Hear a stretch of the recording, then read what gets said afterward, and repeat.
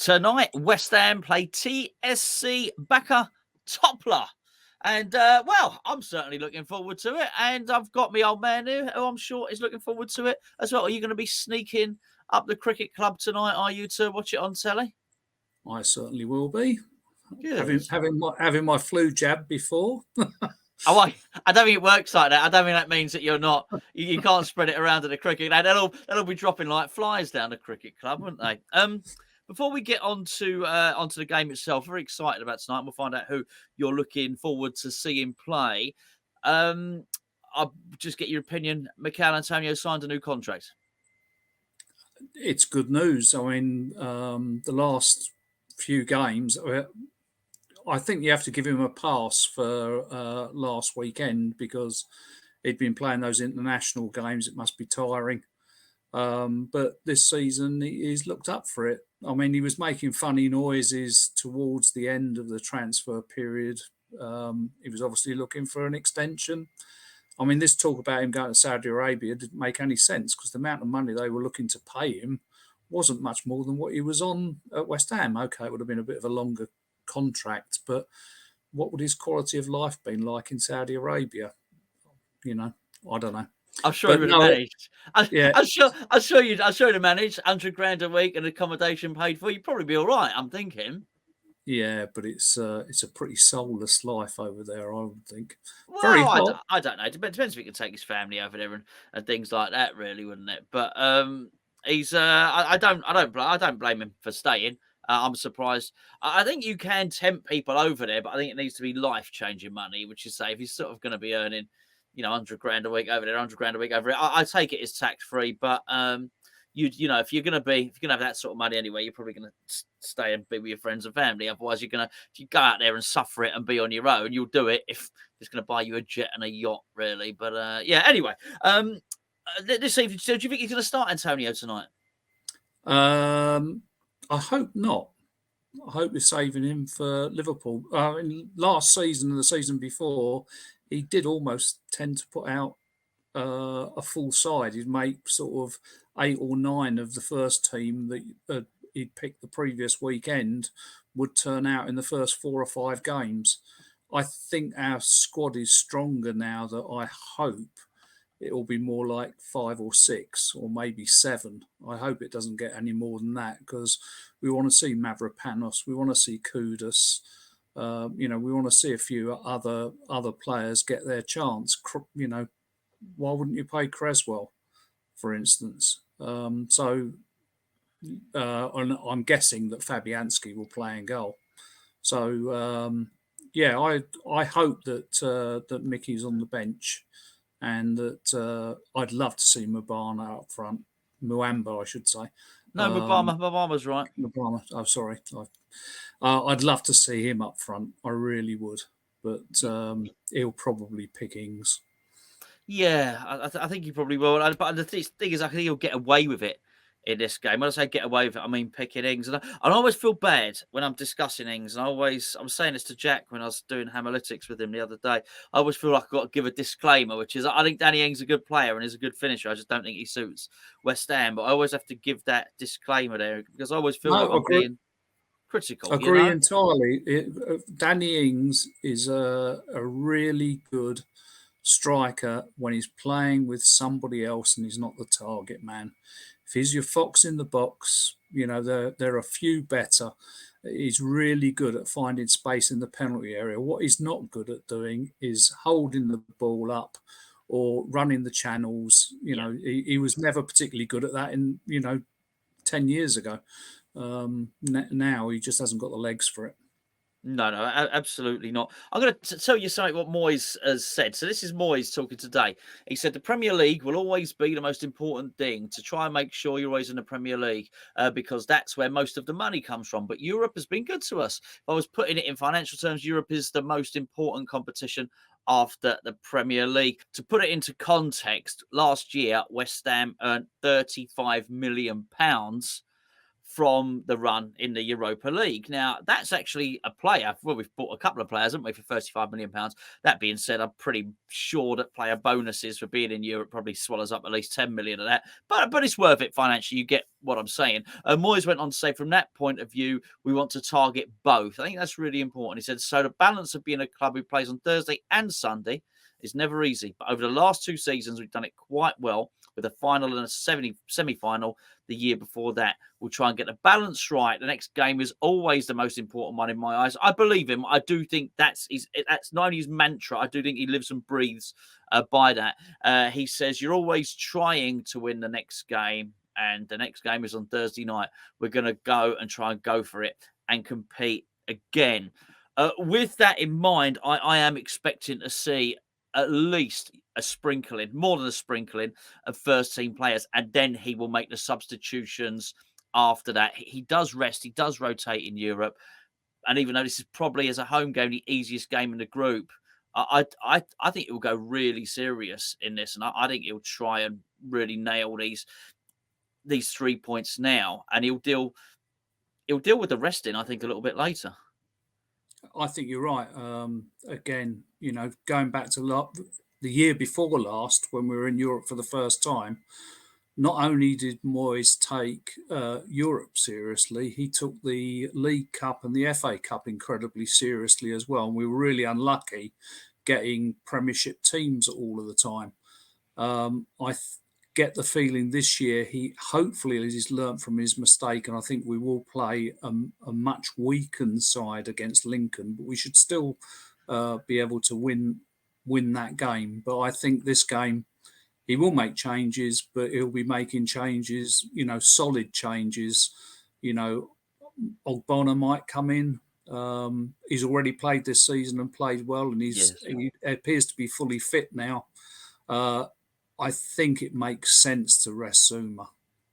Whether he does or not, we'll have to wait and see. And I think he will rest Antonio. But I think most of the other big hitters will play. I think Paqueta will play. I think Ward-Prowse will play. And I think everyone's hoping that Kudus will play. Yeah, absolutely. Have you seen much of Kudus? I don't tend to watch much football apart from watching West Ham, to be honest. I saw his free kick in the internationals, and it was quite an impressive free kick. But I don't think he's going to rest the free kick taking duties away from James Ward-Prowse in a hurry.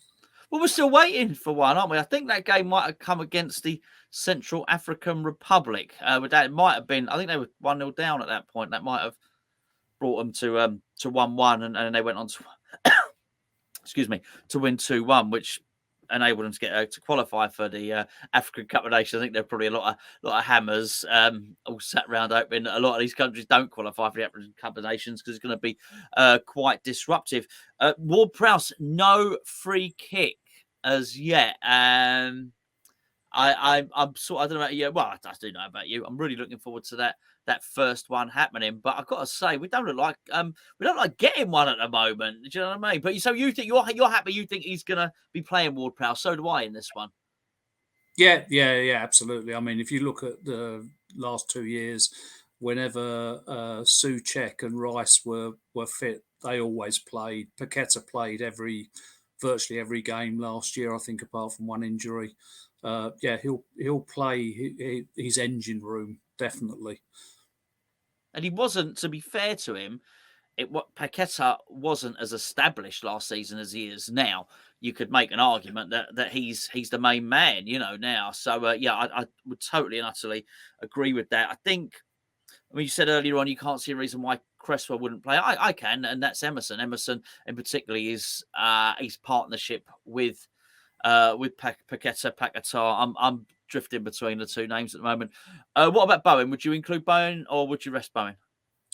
I think I'd play him. I'd rest him against Lincoln next week. I'd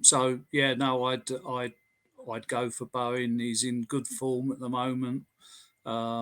He didn't get any chances on the weekend, but before that he's always making the contribution, and he's a real threat, and he's our top scorer in Europe across the ages. So, I'm sure he'll be keen to expand on his goal tally. Yeah, absolutely, and sign a new contract if he's got any sense. Now, did you hear about the I get your prediction for this evening? Did you hear about the under-21s? I heard they had a really good victory. I can't remember, what was it, 5-1? It was 3. Well, okay, no. See, I think you might be thinking of going back to the Celtic game in the EFL Trophy. Yeah. Yeah, so they played Bristol Rovers in the EFL Oh, Trophy. okay. That was on Tuesday night, and So I mean 2 days. it was absolutely brilliant. That's because obviously they're playing against a Real seasoned, pros. yeah, absolutely, a seasoned team, and there were a lot. In fact, I wrote down the names of some of the players. So, Belshaw, Gibbons, McCormick, Brown, Woods, Wilson, Vale. Those are 7 regular first team starters there, and they started. So he did mix it up a little bit, but there were there were some really good, really established Bristol Rovers players there, and it was 3-1. And I've got a little summit here which was put on our Hammers Chat patrons addicts WhatsApp group, and this was clipped from a Bristol Rovers forum, and the person writing it said 4 or 5 of that West Ham team would walk into any team in League One. They looked faster and fitter than us, quick passing, fair play to them. So I just thought I would if anybody wants to go and watch that, the highlights of that, funny enough, are actually on the EFL YouTube channel, and also on Bristol Rovers YouTube channel, but it's not on West Ham's YouTube channel. But honestly, how bizarre is that? Well, I don't know. There's obviously something to do with rights, or so. I don't mind actually. I think that's probably the right thing to do. To put the traffic over there to them. The last thing, we they need the extra traffic and money generated by it. I don't think West Ham do. But if you've got to go and see the final goal, which was Callum Marshall, absolutely outstanding. He looks like he's going to be some player, but there's a lot of them that do. Really exciting crop of young talent, and we've also lost, unfortunately, just yesterday, Fabrizio Romano leaked that we've lost an under 17, England under 17 midfielder to Manchester City. It's the second one we've lost to Manchester City in the last month or two, and we've also lost a really good, highly rated midfielder to Liverpool as well. So there's a bit of hemorrhaging going on, but we've got a really talented crop of under 21s. Before we go, final words and a score prediction from you, please, young man. I'd like to think that we could win 3-0. I think so. I think I might have said 4-0 in a build-up. Yes. But last season we tended to be very conservative in the first half, and then second half we'd sort of turned the pressure on, and most of the games we won 2-3-0. We might have conceded the odd goal here and there, but I think we're a bit more organised now, and the players hopefully will be less tired. So no, I'm hopeful of a 3-0. I mean, this club is supposed to be reasonably tasty, but in the Champions League they got done over by Braga. Was it 8-1 or something? It was a hefty scoreline. Yeah, it was a hefty scoreline.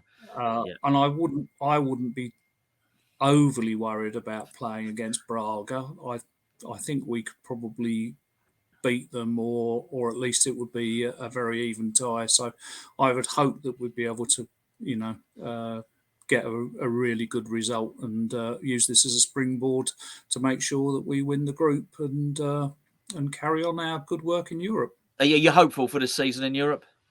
Yeah, because Moyes does take it seriously. And I think most of the supporters back him for that. I think initially there was a lot of scepticism about Europe, but I've always loved Europe, going back all the way to 75 when I went out to the Heysel to watch us lose 4-2, unfortunately. And I really like Europe. And of course, I've got hopes for this year because with the finals being played, don't you? I do. Yes, indeed. Yeah, over in Dublin, isn't it? Yeah, absolutely. Yeah. So I hope that's a good omen. Well, you first went to Dublin, didn't you, in 75? Of course, that was 18 1975. The old man there with an abundance of Irish heritage and family, and we spent not in Dublin, but we used to go over there, didn't we, when we were to Cork. Well, when we were nipsters. Anyway, right, that's it. Thank you for joining us. 3-0 from him, 4-0 from me. Myself and Gio will be an hour before kickoff. We'll be taking you through the lineups, all the West Ham lineups. We'll take you through the Topola lineup as well, but we won't know any of the players, so we'll probably have a little cheeky bet or two, give you the opportunity to win some money, and then hopefully after that we can all just kick back, watch the game, enjoy an emphatic West Ham win, and all marvel about how good Kudus and Konstantinos and Mavropanos is. I want him to score a goal. But I want the commentary. Mavropanos! It's got to, I mean, that's got to be the one. I can't think of a finer commentary name than that. Anyway, cheers for joining me, mate. I'll catch up with you soon. Yeah, cheers.